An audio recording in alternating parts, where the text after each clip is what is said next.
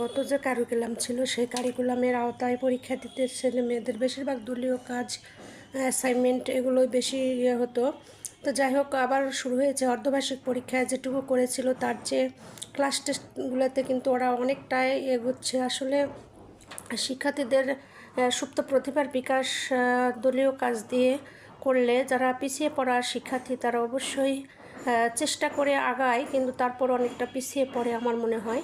তো শিক্ষার্থীরা যে কথা বলছিলাম আর কি, এটা সপ্তম শ্রেণীর শিক্ষার্থী, তথ্য ও যোগাযোগ প্রযুক্তি ক্লাসে আমি ক্লাস টেস্ট নিচ্ছিলাম। আসলে যত লিখবে তত হাতে স্পিড আগের চেয়ে অনেকটাই আগাইছে, কারণ আগে তারা লিখতেই পারতো না, মানে একদম ধীর স্থিরভাবে লিখতো, কারণ সময় অনেক ছিল, সময় হিসাবে লেখা কম ছিল। তো এখন তো সময়ের সাথে তাল মিলে আমরা যেভাবে লেখাপড়া করেছি সেভাবে লিখতে হচ্ছে।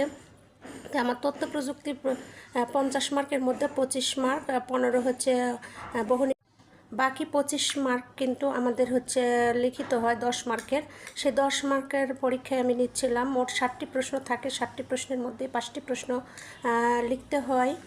তো সেভাবেই তারা লিখছিল। তো আগের চেয়ে অনেকটা ভালো করছে। আমরা আশাবাদী যে এই বছর যেভাবে করছে আগামী বছরে মানে 2026 সালে অবশ্যই আরও ভালো করবে। হাতের লেখাটাও আগের চেয়ে অনেকটা